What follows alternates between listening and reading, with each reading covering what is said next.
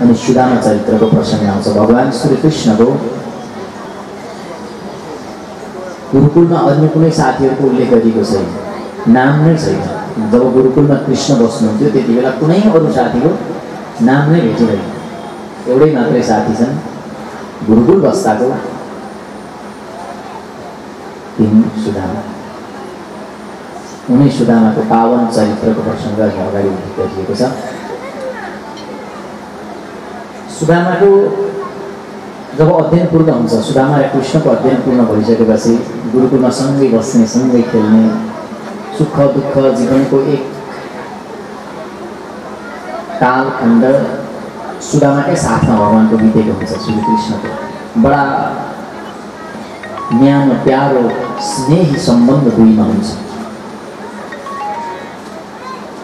र त्यो प्रेमपूर्ण सम्बन्ध झन् बढ्दै जान्छ। र सुशीला जो थिइन् सुदामाकी पत्नी, उनी पनि भगवान श्री कृष्णसँग परिचित हुन्छन्, तर त्यो कुरा सुदामालाई थाहा हुन्। र एक दिन सुशीलाले जब सुदामाको विवाह भयो, उनी आफ्नो घरमा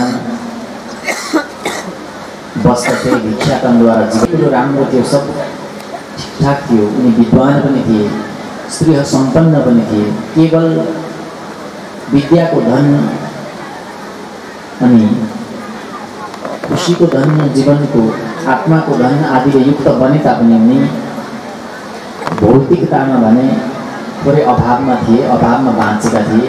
भौतिकताको अभाव उनमा देखिन्थ्यो।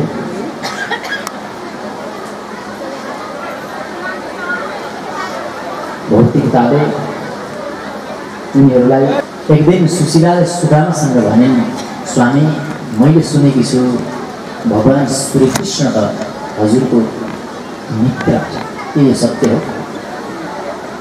तब सुदामाले भन्नुभयो, ठिक सुने देवी, तिमीले जसले पनि सुनायो ठिक नै सुनायो, त्यो सत्य। र त्यसपछि सुशीलाले भनिन्, किन जानु न आफ्नो मित्रलाई भेट्न? सुदामाले बडा दुःख मान्दै भने, देवी जब गरिब हुन्छ नि व्यक्ति, गरिब भएपछि कुनै धनी आफ्नो साथीको घरमा गयो साथीसँग भेट्नै भनेर भने पनि कतै जाँदा जाँदै बाटोमा साथीको घर पर्छ र निस्क्यो भने पनि साथीले सोच्नेछ कि यो गरिब पक्कै केही माग्न आयो भनेर सोच्नेछ। वरम वनम व्याघ्र गजेन्द्र सेवितम द्रुमालयो पक्व फलाम्बु भोजनम तृणेषु शय्या परिधान पलकलम न बन्धु मध्ये धनहीन जीवनम, न बन्धु मध्ये धनहीन जीवनम। देवी, तिमीलाई थाहा छैन, तिमी जान्दिनौ यति कुरा। वरम वनम व्याघ्र गजेन्द्र सेवितम, बरु त्यो वनमा बस्न उचित हुन्छ जहाँ बाघ भालु यस्ता हिंसक जीव जन्तुहरू बस्छन्, उनीहरूसँग बस्न सकिन्छ। वरम वनम व्याघ्र गजेन्द्र सेवितम द्रुमालयो पक्व फलाम्बु भोजनम, जङ्गलका भ्यागुर गिट्ठा आदि जङ्गलमा पाइने वस्तु खाएर जीवन गुजारा गर्न सकिन्छ। तृणेषु शय्या परिधान बलकलम, तृणेषु घाँसमा बरु शयन गर्न सकिन्छ। तर बन्धुहरूको बिचमा गरिब भएर बाँच्नुको पीडा बेग्लै हुन्छ। न बन्धु मध्ये धनहीन जीवनम, बन्धुको बिचमा धनहीन भएर बाँच्दाको पीडा कस्तो हुन्छ तिमीले बुझेकै छौ। त्यसैले मेरो साथी पनि कृष्ण, हितैषी पनि कृष्ण, कृष्णसँग आत्माको नाता छ। तर देवी, म कृष्णलाई भेट्न गएँ भने, म खाली हात कृष्णसँग मिल्न गएँ भने सोच्नेछन् यो माग्न आयो, गरिब आयो भन्नेछन्। सुशीलाले भने, कृष्णको विषयमा त्यस्तो सोच्नुहुन्छ? मलाई त लाग्दैन कि भगवान श्रीकृष्णले हजुरलाई त्यसरी सोच्नुहुन्छ। सुशीलाले भने कि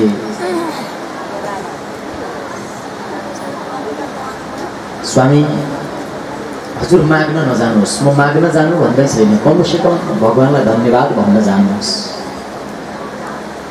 कमसेकम तपाईँसँग परमात्माको नाता छ, त्यो नाताप्रति, सम्बन्धप्रति कृतज्ञता ज्ञापन गर्नुहोस्। कमसेकम सम्बन्धप्रति प्रेम प्रकट गर्नुहोस्, सम्बन्धप्रति कमसेकम आभार प्रकट गर्नुहोस्। त्यसैले स्वामी, मेरो लागि भए पनि एकपटक जाइदिनुहोस् भनेर सुशीलाले बिन्ती गर्छन्। सुशीलाले बिन्ती गरेपछि बडा विचित्रको प्रसङ्ग छ। सुदामा चरित्र अत्यन्तै लामो कथा छ, म बहुत संक्षेपमा यहाँहरूलाई निवेदन गर्दैछु। एक त बुद्ध हुनुहुन्छ, भगवान बुद्ध, जो राजाका सुपुत्र हुनुहुन्छ, कमण्डलु बोकेर भिक्षा माग्न हिँडेको छ। अनि अर्का सुदामा छन्, जोसँग केही छैन खानपिन दिन भनेर भएको थोरै तण्डुल बोकेर चावल बोकेर कृष्णसँग भेट्न भनेर जाँदैछन्, कृष्णलाई दिन भनेर जाँदैछन्। दुई चरित्र कति विपरीत छ। राजाको छोरो जोसँग सम्पूर्ण छ ऊ माग्न हिँड्दैछ भिक्षाटनको लागि, अनि जोसँग केही छैन भएको अलिकति अन्न पनि बोकेर हिँड्न पर्दैछ। सुशीलाले भन्छन्, स्वामी थोरै अन्न छ घरमा, त्यस अन्नलाई हजुर दिएर जानुहोस्, भगवानका चरणमा अर्पण गर्नुहोस्, भगवानलाई दिनुहोस्। अनि उनले त्यो अन्नलाई फाटेका कपडाहरू ल्याउँछन्, कपडाका मसिना टुक्राहरू घरमा जस्तो थियो, ती कपडा र जोड्छिन् अनि एक एक टुक्रा जोडेर एउटा रुमाल जस्तो बनाउँछन्।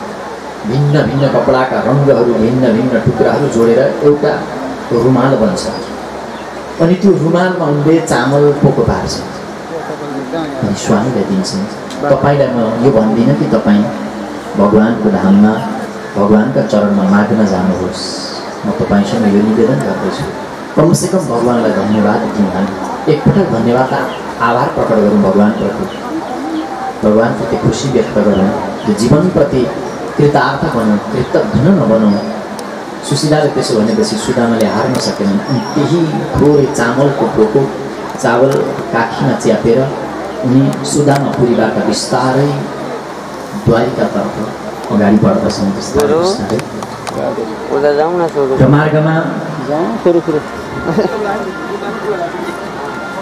अनेक प्रकारका दुःख कष्टहरू आउँछन्। रस्तामा आउने उकाली ओह्रालोहरू, बाटोमा आउने अनेक प्रकारका अप्ठ्याराहरू, ती सबैलाई चिर्दै चिर्दै उनी केवल मनमा कृष्णलाई सम्झेर, केवल मनमा कृष्णलाई ध्याएर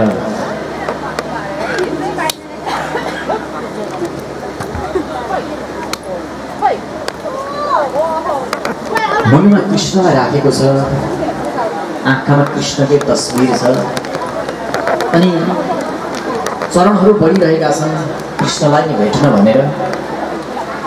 यसरी हारेर थाकेर शिथिल भएर उनी मार्गमा एक सुन्दर वटवृक्षको खेदमा पुगेपछि त्यसको शीतल छायामा केही क्षण विश्राम गर्न पर्यो भनेर बस्छ सुदामा। बसेका कतिखेर निदाएछन् थाहै भयो, गहिरो निद्रामा पर्छन्। लामो समय निद्रामै बित्छन्। जब उनी बेहोजन्छन्, बेहोजिँदाखेरि यस्तो लाग्छ म अघि जहाँ सुतेको थिएँ त्यो ठाउँ यो होइन, म कहाँ आइपुगेँ, म कहाँ छु भने जस्तो उनलाई लाग्छ।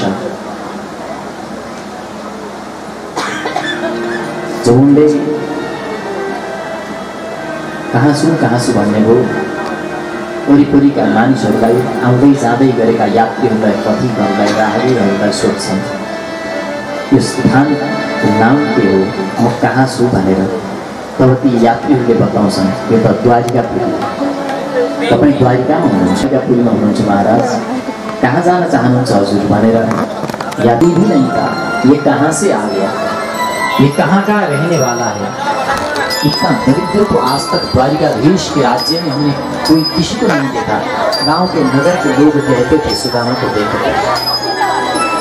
ऐसे दरिद्र ब्राह्मण जिसके पैर पर ना तो चरण पर चरण पादुका है, न सर पर कोई पगड़ी है, न तन पर कोई जामा है, इस दरिद्र का क्या हाल।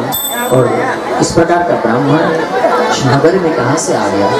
लोग इस प्रकार कह ही रहे थे कि धीरे धीरे सुदामा जी महाराज द्वारपालों के पास पहुंच जाते हैं, उस द्वार तक पहुंच जाते हैं और द्वारपाल पूछते हैं, जब द्वार में कोई भिखारी को आते देखते हैं तो द्वारपालों ने पूछा उन्हें कि तुम कहाँ जाना चाहते हो? तो सुदामा जी ने बताया कि मैं तो कन्हैया से मिलने आया हूँ। तो द्वारपालों ने कहा तुम और कन्हैया से मिलने के लिए? तुम तो भिखारी रखते हो। लो ये लो। उन्होंने भिखारी समझकर द्वारपालों ने 2 सोने का जो सिक्का होता है उसे प्रदान किया। सुदामा जी सोचने लगे कि मैं आज कन्हैया से मिल न पाऊंगा। मुझे द्वारपालों ने रोक रखा।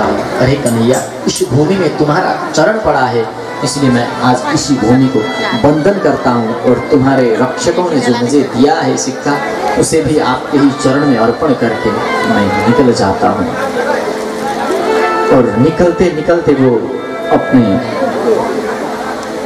मित्र को संदेश देने के लिए उन द्वारपालों से वो कहने लगते हैं, देखो देखो ये गरीब, ये गरीब कहा कृष्ण के दर पे विश्वास लेके आया हूँ।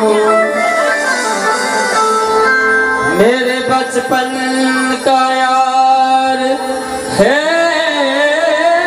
मेरा श्याम,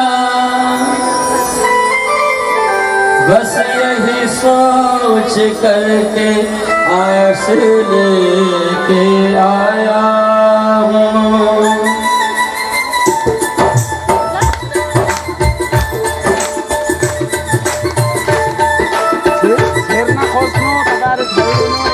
अरे द्वारपालो कन्हैया से कह दो, अरे द्वारपालो कन्हैया से कह दो, इधर पे सुदामा गरीब आ गया है, इधर पे सुदामा गरीब आ गया है। भटकते भटकते न जाने कहाँ से, भटकते भटकते न जाने कहाँ से, तुम्हारे महल के करीब आ गया है, तुम्हारे महल के करीब आ गया है।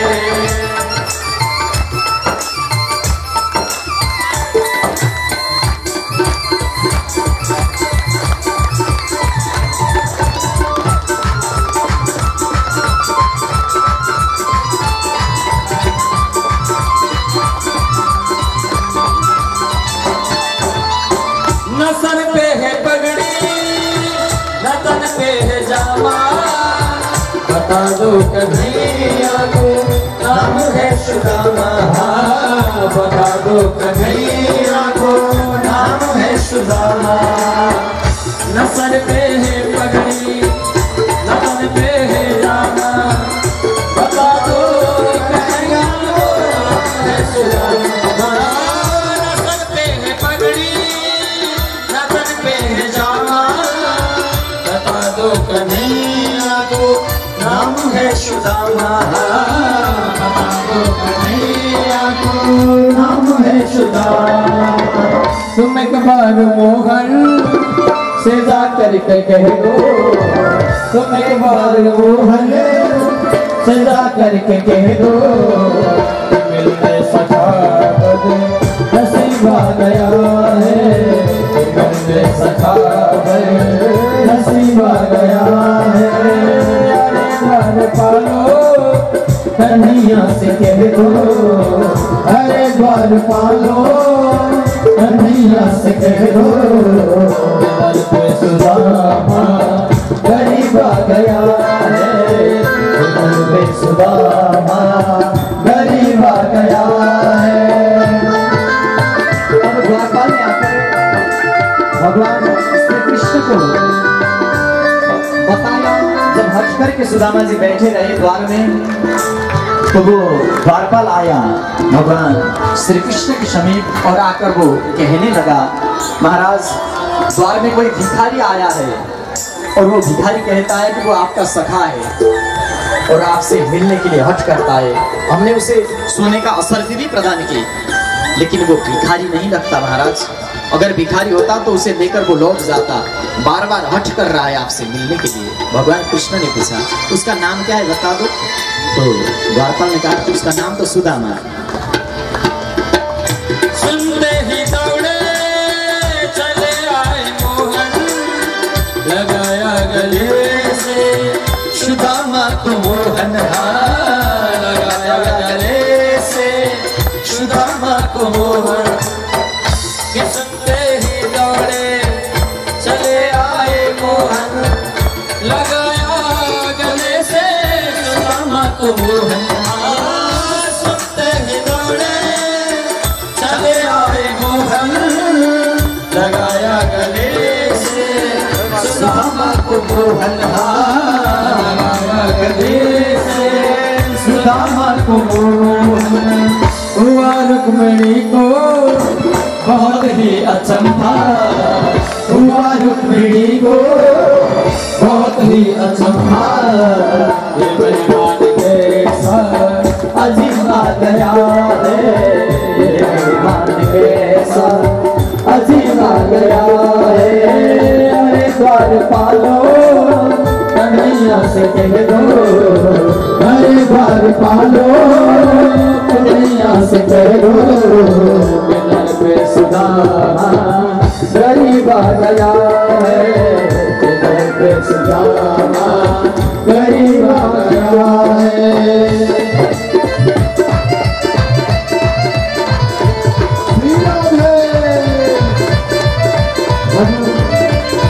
सुदामा महाराज को भगवान श्री कृष्ण अपने द्वार से अपने भवन पर ले आए तो अपने आसन पर वो सुदामा जी महाराज को अपने आसन पर बिठाते हैं और खुद सुदामा जी के नीचे वो बैठ जाते हैं।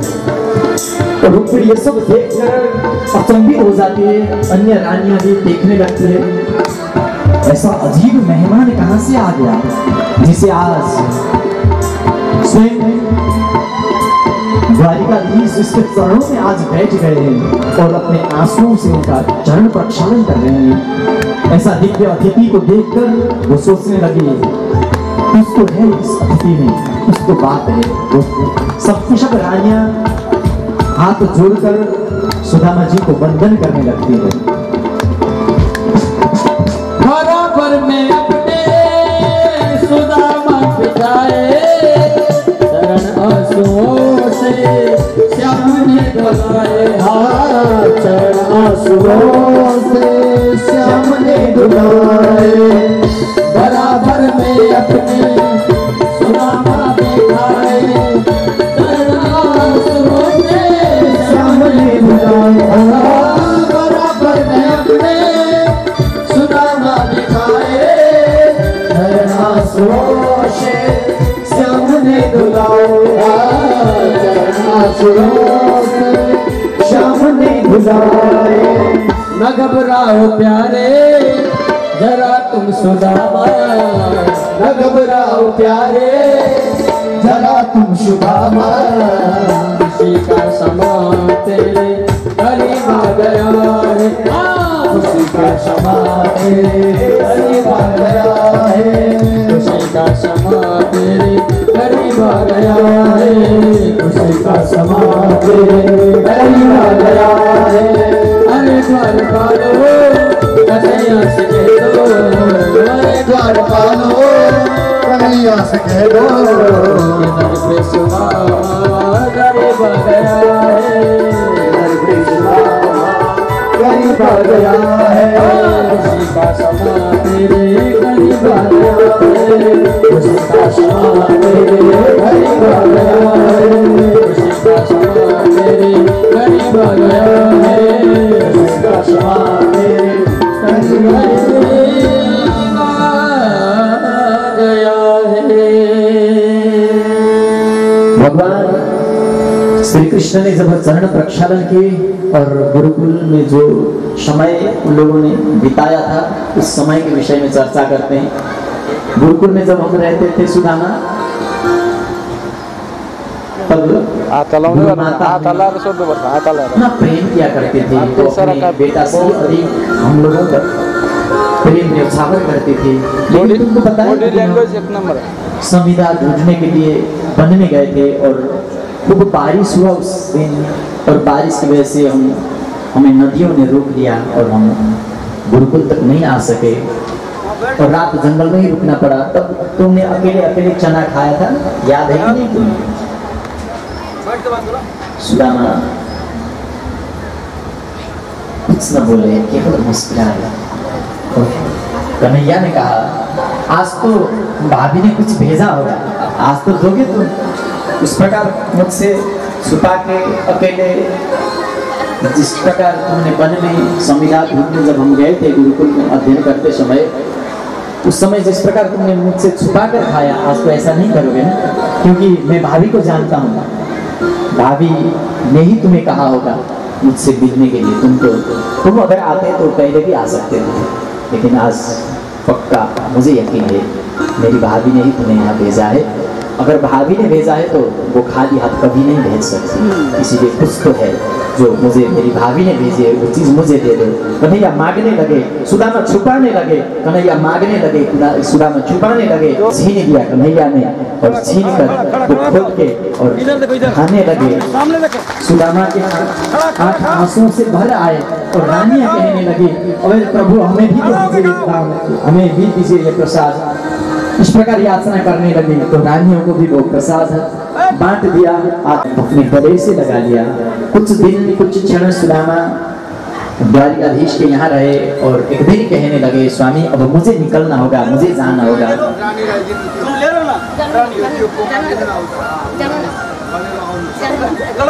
और सुदामा जी महाराज कहने लगे कि प्रभु अब मुझे जाना होगा, मुझे निकलना होगा। भगवान श्री कृष्ण ने कहा कि मित्र कभी कभी मिलने आना, ऐसे भूल कर कभी भी न जाना। और सुदामा कृष्ण की ओर देखते, फिर आगे बढ़ते, मन में भगवान का रूप सजाते और भगवान को ध्यान करते हुए, भगवान की संकीर्तन करते हुए, भगवत नामों का गान करते हुए सुदामा जी महाराज धीरे धीरे अपने नगर की ओर प्रस्थान करते हैं। भगवान ने भी सुदामा को बोलकर कुछ नहीं दिया, भगवान ने भी सुदामा को कुछ नहीं कहा और दिखाकर कुछ नहीं दिया, और सुदामा ने भी कुछ मांगा नहीं। लेकिन जब भगवान देते हैं तो बिना बताए देते हैं। जब सुदामा के नगर की ओर प्रस्थान कर रहे थे, सुदामा को ये बात पता नहीं था, रातों रात भगवान ने सुदामापुरी में दिव्य भवन बना दिया अपने सेवकों से कहकर, और रानी दिव्य भवन में रहने लगे। सुदामा जी महाराज जब अपने नगर में गए तो देखा कि मेरा तो झोपड़ी ही नहीं है, मेरा मकान नहीं है, कहाँ गया? तो तब सुशीला जी हाथ में आरती की थाली लेकर सुदामा जी को आरती उतारते हुए आगे बढ़ती है, और सुदामा जी महाराज निरंतर भगवत संकीर्तन गाते हुए अपने भवन में भगवत नाम का गुणगान करते हुए प्रस्थान करते हैं, प्रवेश। भगवान जीवन नाओ आओ पार लगाओ,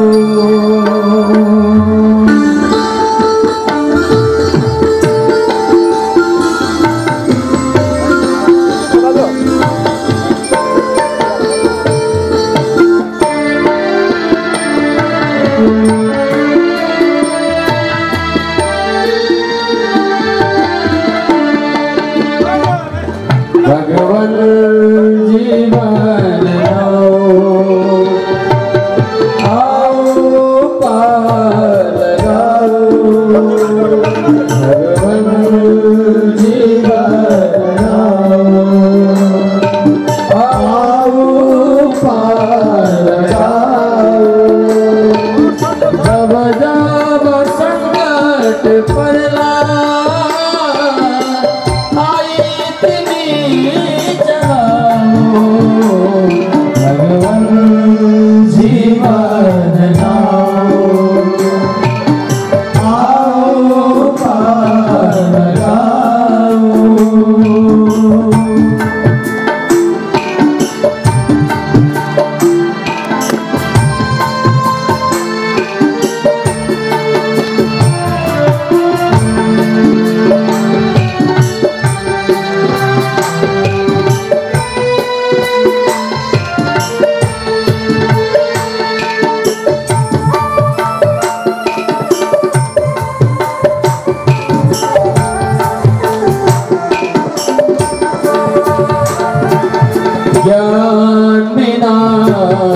बंधो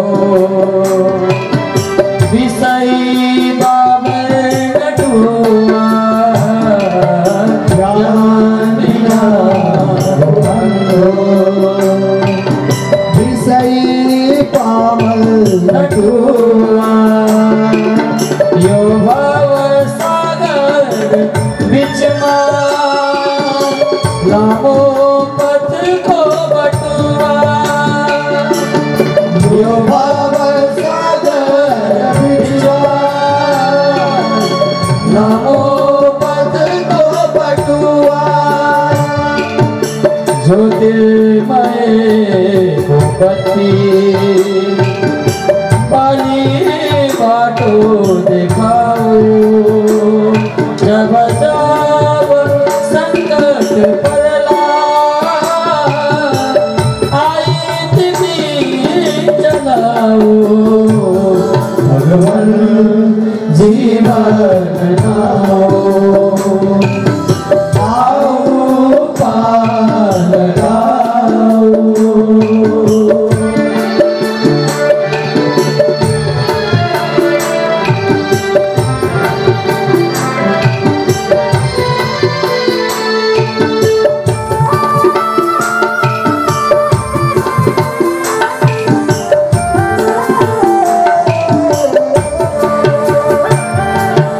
दीन दयालु दानी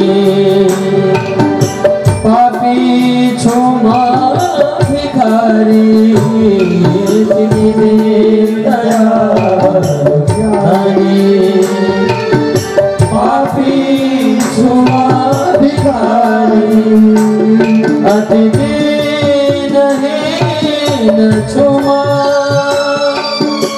देवो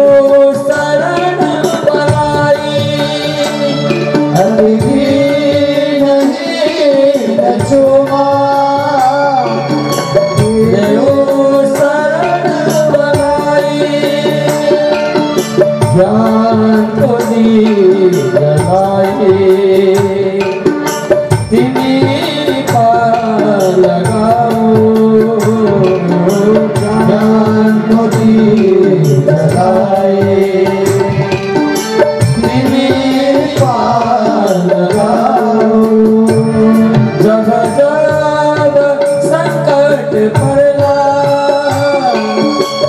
आई तिमी चलाओ भगवान जीवन नाओ आओ पार लगाओ भगवान जीवन नाओ आओ पार लगाओ आओ पार लगाओ